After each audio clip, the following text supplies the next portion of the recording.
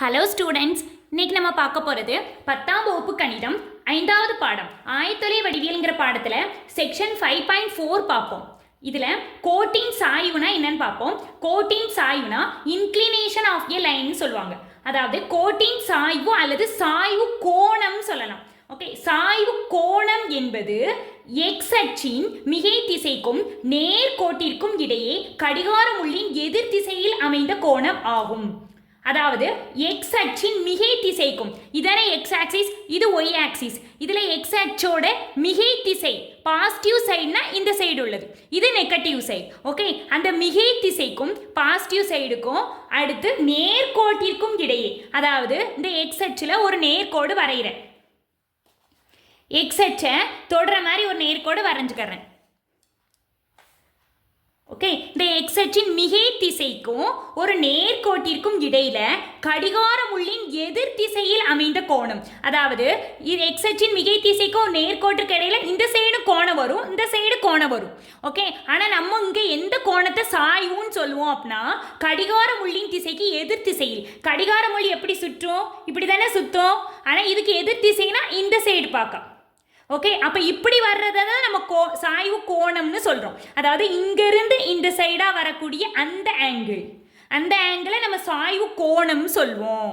Okay, அதாவது இந்த கோடு இந்த எக்ஸ் அச்சோட ஏற்படுத்துகிற இந்த கோணத்தை சாய்வு கோணம், இதை நம்ம தீட்டான்னு குறிக்கும். புரிஞ்சிடுச்சா? அடுத்து ஒரு குறிப்பை பாரு. எக்ஸ் அச்சு மற்றும் எக்ஸ் அச்சுக்கு இணையான நேர்கோடுகளின் சாய்வு கோணம் 0 டிகிரி. அதாவது இந்த எக்ஸ் அச்சுக்கு மேலே ஒரு நேர்கோடு அமைந்தாலோ அல்லது எக்ஸ் அச்சுக்கு இணையாக ஒரு நேர்கோடு இப்படி போனாலோ சாய்வு கோணம் என்ன? 0 டிகிரி. எக்ஸ் அச்சுக்கு மேலே ஒரு கோடு அமைஞ்சிச்சுன்னா கோணம் என்ன? இந்த பாகை மாநில பாரு, எக்ஸ் அச்சுக்கு மேலே ஒரு கோடுங்க அமைஞ்சிருச்சுன்னா அப்போ இந்த கோணம் என்ன? 0 டிகிரி தானே. அந்த 0 டிகிரி கோணம் வரும். அல்லது எக்ஸ் அச்சுக்கு இணையாக ஒரு கோடு போகுது, இணையா இந்த மாதிரி ஒரு கோடு போனோம்னா இது எக்ஸ் அச்சோடு ஏற்படுத்துகிற சாய்வு கோணம் என்ன? எக்ஸ் அச்சோடு எங்கே சாய்வு கோணம் ஏற்படுத்தலை. அப்போ சாய்வு கோணம் என்ன? 0 டிகிரி. சரியா? இப்போ அடுத்து ஒய் அச்சு மற்றும் ஒய் அச்சுக்கு இணையான நேர்கோடுகளின் சாய்வு கோணம் 90 டிகிரி. அதாவது ஒய் அச்சுக்கு மேலே ஒரு கோடு அமையுதுன்னா அது எக்ஸ் அச்சோடு ஏற்படுத்துகிற சாய்வு கோணம் என்ன? இங்கே என்ன ஒரு 90 டிகிரி வரும். அதே மாதிரி ஒய் அச்சுக்கு இணையான நேர்கோடுகளின் சாய்வு கோணம்னா ஒய் அச்சுக்கு இணையாக அங்கே ஒரு நேர்கோடு போடுறேன். இதோட சாய்வு கோணம் என்ன? சாய்வு கோணம்னாலே அது எக்ஸ் அச்சோட ஏற்படுத்துகிற கோணத்தை தான் நம்ம சொல்லணும். இங்கே என்ன கோணம் வரும்? 90 டிகிரி. ஓகே, அடுத்து நேர்கோட்டின் சாய்வு, slope of a straight line. அப்படின்னா என்னன்னா இது சாய்வு அல்லது சாய்வின் அளவு என்று அழைக்கப்படும். அதாவது சாய்வோட அளவு எண் மதிப்பு என்னன்னு கண்டுபிடிக்க போகிறோம். அதாவது இந்த எக்ஸ் அச்சோட ஒரு கோடு ஏற்படுத்துகிற சாய்வு கோணம் தீட்டான்னு கொடுத்துட்டாங்க. கோண அளவு உனக்கு கொடுத்துட்டோம்னா சாய்வு எப்படி கண்டுபிடிக்கணும்னா சாய்வு எம், சாய்வை எம்னு சொல்லுவாங்க. M equal to tan theta. அதாவது அந்த கோணத்தை டேன்ல போட்டு வரக்கூடிய மதிப்பு. அந்த கோணம் 30 டிகிரி, 60 டிகிரி, 90 டிகிரி, அப்படி எந்த கோணம் கொடுத்தாலும் அதை இதில் போட்டு டேன் 30, டேன் 60, டேன் 90 என்னன்னு பார்த்து போடணும். இது நம்ம 9வது வகுப்புலேயே அட்டவணை படிச்சிருக்கோம். அந்த அட்டவணையில் பார்த்து போடணும். இதுதான் அந்த அட்டவணை, முக்கோணவியல் அட்டவணை. இதில் பார், டேன் தீட்டாக்களோட மதிப்புகளை பார்த்து போடணும். ஓகே, இதில் அந்த தீட்டாவோட மதிப்பு, அந்த தீட்டாவோட மதிப்பு 0லேருந்து 180 டிகிரிக்கு இடையில வரும். 0 வரும், 180 டிகிரி வரும். ஆனால் 90 டிகிரி மட்டும் வராது. ஏன் 90 டிகிரி வராது? சாய்வுனாலே அது எப்படி இருக்கணும்? சாய்ந்து இருக்கணும். அந்த கோடு எப்படி இருக்கணும்? இப்படி சாய்ந்து இருக்கணும். அதுக்கு மட்டும்தான் நம்ம சாய்வு கண்டுபிடிப்போம். ஓகே, ஆனால் 90 டிகிரினா அது எப்படி இருக்கும்? எக்ஸ் அச்சோட அந்த கோடு எப்படி இருக்கும்? இந்த மாதிரி செங்குத்தா இருக்கும். செங்குத்து கோட்டுக்குனா சாய்வு கிடையாது. ஓகே, அது மட்டும் இல்லாமல் இந்த தீட்டாவை 90 டிகிரி இதில் போட்டோம்னா டேன் 90 டிகிரியோட மதிப்பு என்ன? வரையறுக்கப்படவில்லை. இந்த ரெண்டு கருத்துமே இருக்குது. ஓகே, அதனால தீட்டாவோட மதிப்பு 90 டிகிரி மட்டும் கிடையாது. அடுத்து இப்போ நம்ம பார்த்தது கோணம் கொடுத்துருந்தோம்னா சாய்வு கண்டுபிடிக்கிறதுக்கு உண்டான ஃபார்முலா tan தீட்டா. இது ரொம்ப இம்பார்ட்டன்ட் ஃபார்முலா. அடுத்து இரு புள்ளிகள் கொடுக்கப்பட்டால் நேர்கோட்டின் சாய்வு அது கண்டுபிடிக்க formula m = y2 - y1 / x2 - x1. அதாவது x1 y1ங்கிற புள்ளியும் x2 y2ங்கிற புள்ளியும் கொடுக்கப்பட்டு அந்த ரெண்டு புள்ளிகளை இணைச்சோம்னா வரக்கூடிய இந்த நேர்கோட்டோட சாய்வு இதோட சாய்வு கண்டுபிடிக்க ஃபார்முலா தான் இது. ஓகே, அதாவது சாய்வு m = y ஆயத்தொலைவில் ஏற்படும் வித்தியாசம் / x ஆயத்தொலைவில் ஏற்படும் வித்தியாசம்னு அர்த்தம். இது எப்படி வந்துச்சு? இதுல இருந்து தான் வந்திருக்கு. அதாவது m = tan தீட்டா, அப்படிதானே? இதுல வந்து கோண அளவுகள் கொடுக்கப்படலை. கோண அளவுகள் கொடுத்தோம்னா நம்ம இதுக்கு மதிப்பு கண்டுபிடிச்சிடலாம். கோண அளவு கொடுக்காம புள்ளிகள் தானே கொடுத்துருக்காங்க. அதனால இந்த tan தீட்டாவை எப்படி எழுதிக்கிட்டாங்கன்னா பக்க அளவுகளுக்கு மாற்றி எழுதிக்கிட்டாங்க. எதிர்பக்கம் / அடுத்துள்ள பக்கம். tan தீட்டாவை நம்ம எப்படி எழுதலாம்? பக்க அளவில் குறிப்பிடுறதா இருந்தால் எதிர்பக்கம் / அடுத்துள்ள பக்கம்னு எழுதிக்கிட்டாங்க. இது எப்படி கண்டுபிடிச்சாங்க? நெருக்கிய அந்த கோடு, இந்த கோடை வந்து நீட்டி போட்டுக்கிட்டோம் ஃபர்ஸ்ட். இது ஒரு சும்மா போட்டது. நம்ம கண்டுபிடிக்க வேண்டியது இந்த x1 y1ங்கிற இந்த புள்ளி, x2 y2ங்கிற இந்த புள்ளி, இந்த ரெண்டை இணைக்கக்கூடிய இந்த கோட்டோட சாய்வுதை கண்டுபிடிக்க போகிறோம். ஓகே, ஒரு செங்கோண முக்கோணத்தை வடிவமைக்கிறதுக்காக ஜஸ்ட் இதை கொஞ்சம் நீட்டிக்கிட்டாங்க. நீட்டா இது x அச்சோட ஏற்படுத்துகிற கோணம் என்ன? சாய்வு கோணம் தீட்டா. அதாவது தீட்டாவோட மதிப்பு தெரியாது, தீட்டான்னு எடுத்துக்கிட்டோம். ஓகே, அடுத்து இந்த x அச்சுக்கு இணையாக இந்த புள்ளியின் வழியாக ஒரு கோடு போட்டால் என்னாவும்? இந்த ரெண்டு இணைக்கோடுகள் இது ஒரு குறுக்கு வெட்டி. ரெண்டு இணைக்கோடுகள் இது ஒரு குறுக்கு வெட்டினா எப்படி இருக்கும்? இணைக்கோடுகளுக்கு இடையில ஒரு குறுக்கு வெட்டி அமைஞ்சிருக்கு. அப்போ ஒத்த கோணங்கள் சமம் தானே. இந்த கோணம் சமம் தானே. அப்படி பார்த்தா இங்க வரக்கூடிய அதே தீட்டா தான் இங்க வரும். வந்துடுச்சா? அடுத்து இந்த புள்ளியிலிருந்து இந்த கோட்டிற்கு ஒரு செங்குத்து கோடு வரைஞ்சுக்கிட்டாங்க. ஓகே, இந்த சைட்லாம் வராது, தேவையான அளவு மட்டும் வரைஞ்சுக்கிட்டாங்க. இதுல இருந்து செங்குத்து கோடு வரைஞ்சுக்கிட்டாங்க. ஓகே, இப்போ நம்மளுக்கு ஒரு செங்கோண முக்கோணம் ஃபார்ம் ஆயிட்டா? இந்த செங்கோண முக்கோணத்தை வச்சு எதிர்பக்கம் / அடுத்துள்ள பக்கத்தோட மதிப்பு கண்டுபிடி. அது எப்படி கண்டுபிடிக்கணும்? இந்த கோணத்துக்கு எதிரே உள்ள பக்கம் இதுதான் எதிர்பக்கம்.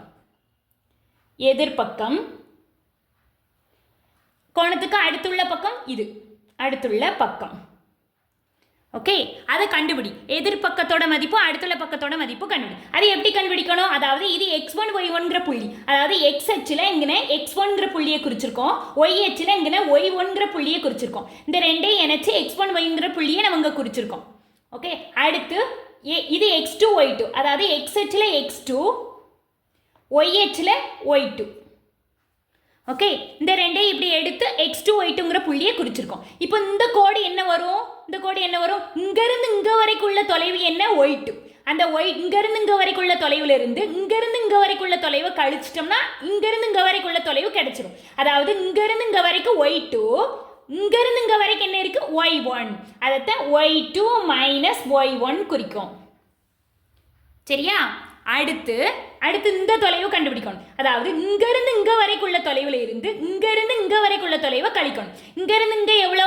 x அச்ச பாரு, x2. இங்கிருந்து இங்க வரைக்கும் எவ்வளோ? இங்கிருந்து இங்க வரைக்கும் x1. அதாவது x2 - x1. இந்த ரெண்டையும் போடு. இதில் சாய்வு m = y2 - y1 எதிர்பக்கம் / அடுத்துள்ள பக்கம் என்ன? x2 - x1. வந்துடுச்சா?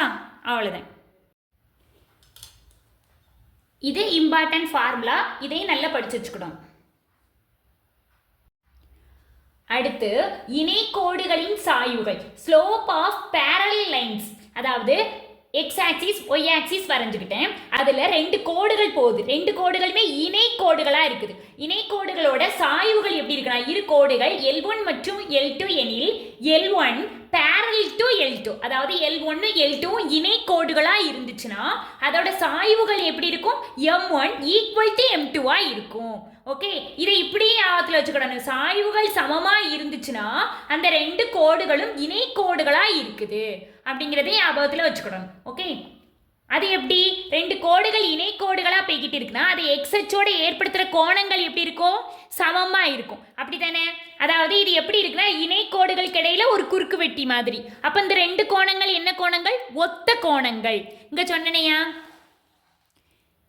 இணைக்கோடுகளுக்கு இடையில ஒரு குறுக்கு வெட்டி இருந்துச்சுன்னா இந்த கோணங்கள் இந்த கோணமே எப்படி? ஒத்த கோணங்கள். ஒத்த கோணங்கள் சமம். அதனால தீட்டா 1 தீட்டா 2 ஈக்குவலா இருக்கு அப்படின்னு அர்த்தம். அப்ப தீட்டா 1 தீட்டா 2 ஈக்குவலா இருந்தா என்ன ஆகும்? எக்ஸாம்பிளுக்கு தீட்டா 1ஓட மதிப்பு 30 டிகிரினா தீட்டா 2ஓட மதிப்பு 30 டிகிரி தான். அப்போ சாய்வு என்ன வரும்? சாய்வு என்னது? இதோட சாய்வு என்னது? tan theta. சாய்வுனா என்ன அர்த்தம்? சாய்வுக்குண்டான ஃபார்முலா என்னது? சாய்வு m equal to tan theta தானே. அதாவது இந்த இதுக்குண்டான சாய்வை m1ன்னு எடுத்துக்கிட்டாங்க.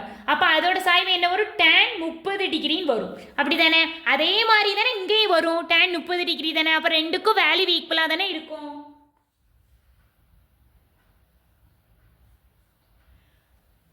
இதோட மதிப்பு என்ன வரும்? m1ஓட மதிப்பு 0ன்னு வந்துருன்னா m2ஓட மதிப்பு, அதாவது இதனோட சாய்வை m2ன்னு எடுத்துக்கிடுறோம். இதையும் நம்ம tan தீட்டா 2 தானே. m2வும் எப்படி எடுத்துக்கிடுவோம்? நம்ம tan 30 டிகிரினே எடுத்துக்கிடுவோம். அப்போ இதுக்கும் என்னதான் வரும்? 0 தான் வரும். ஓகே. அதே மாதிரி இங்கே என்ன கோணம் வந்துடும் அதே கோணம் தான் இங்கேயும் வரப்போகுது. அப்போ சாய்வுகள் ரெண்டு எப்படி தான் இருக்க போதும்? சமமாக தான் இருக்க போதும். ஓகே. அடுத்து செங்குத்து கோடுகளின் சாய்வுகள், ஸ்லோப் ஆஃப் பெர்பெண்டிகுலர் லைன்ஸ். அதாவது L1ங்கிற ஒரு கோடு அடுத்து அதுக்கு செங்குத்தா L2ங்கிற கோடு போகுது. இந்த ரெண்டு இடையில ஏற்படுத்துகிற கோணம் என்ன? 90 டிகிரி. செங்குத்து கோடுகள்னா அந்த ரெண்டுக்கு இடையில உள்ள கோணம் என்ன? 90 டிகிரி. அப்படி வெட்டி கொண்டோம்னா என்ன சொல்றாங்கன்னா L1 பெர்பெண்டிகுலர் டு L2, அதாவது L1 L2வும் செங்குத்தா வெட்டி கொண்டோம்னா அதோட சாய்வுகளின் பெருக்கல் பலன் -1. இதை நல்ல ஞாபகத்தில் வச்சுக்கணும். அதே மாதிரி சாய்வுகளின் பெருக்கல் பலன் -1 வந்துச்சுன்னா அந்த ரெண்டு எப்படிதான் இருக்குது? பெர்பெண்டிகுலரா இருக்குது, செங்குத்தா இருக்குதுன்னு அர்த்தம். செங்குத்தா வெட்டி கொள்கிறதுன்னு அர்த்தம்.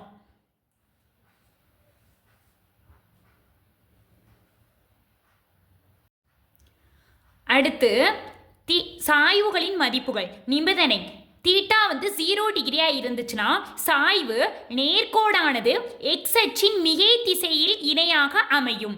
அதாவது தீட்டா 0 டிகிரியா இருந்துச்சுன்னா இந்த நேர்கோடு எக்ஸ் அச்சுக்கு மேலே இருக்கும் அல்லது எக்ஸ் அச்சோட மிகை திசைனா என்னது? பாசிட்டிவ் சைடுக்கு இணையாக அமையும். அதாவது அந்த கோண மதிப்பு 0 டிகிரிங்கிறது எப்படி இருக்கும்? பாசிட்டிவ் சைடில் அமையும். எக்ஸ் அச்சின் பாசிட்டிவ் சைடில் அந்த 0 டிகிரிங்கிற கோணம் என்ன செய்யும்? அமையும். அதைத்தான் சொல்கிறாங்க. அடுத்து தீட்டா 0க்கும் 90க்கும் இடையில இருந்துச்சுன்னா அதாவது கோடு எப்படி இருக்கும்? அப்போ எக்ஸ் அச்சில் இந்த மாதிரி அமையும். ஒரு சின்ன குறுங்கோணத்தை ஏற்படுத்துகிற மாதிரி அமையும். அப்படி தானே. அப்படி இருந்துச்சுன்னா நேர்கோட்டின் சாய்வு ஒரு மிகை எண் ஆகும். அதாவது அது மட்டும் இல்லாமல் நேர்கோடானது இடமிருந்து வலம் நோக்கி உயரும் போது சாய்வானது மிகை எண் ஆகும். சாய்வோட மதிப்பு ஓகே கீழே இடமிருந்து வலம் நோக்கி போகும்போது சாய்வோட மதிப்பு எப்படி இருக்கும்? மிகை எண்ணா அமையும். ஓகே.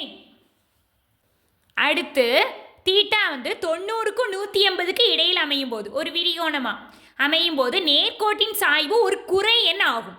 அது மட்டும் இல்ல நேர்கோடானது இடமிருந்து வலம் நோக்கி இறங்கும் போது சாய்வானது குறை எண் ஆகும்.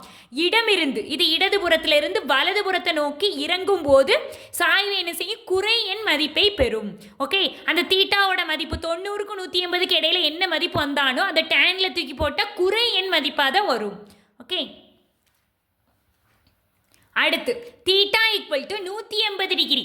180 டிகிரியா இருந்தால் நேர்கோடானது எக்ஸ் அச்சின் குறை திசையில் இணையாக இருக்கும். இந்த நேர்கோடு எக்ஸ் அச்சுக்கு இணையாக இருக்கும். ஆனால் எக்ஸ் அச்சின் குறை திசைனா என்ன சொல்கிறாங்கன்னா அந்த கோணம் இந்த சைடு வந்துடும், குறை திசைக்கு வந்துடும். ஓகே. இந்த 180 டிகிரிங்கிறது எங்கே வந்துடும்? குறை திசை. இந்த சைடு பார்க்க எக்ஸ் அச்சின் குறை திசைக்கு வந்துடும். அதைத்தான் சொல்கிறாங்க. அடுத்து தீட்டா 90 டிகிரியில் இருந்துன்னா சாய்வை வரையறுக்க இயலாது. நான் ஏற்கனவே சொல்லியிருக்கேன், செங்குத்து கோட்டுக்கு சாய்வு கிடையாது. சாய்வா உள்ள கோட்டுக்கு தான் நம்ம சாய்வு கண்டுபிடிப்போம். அது மட்டும் இல்லாமல் tan 90 டிகிரி என்ன? வரையறுக்க இயலாது.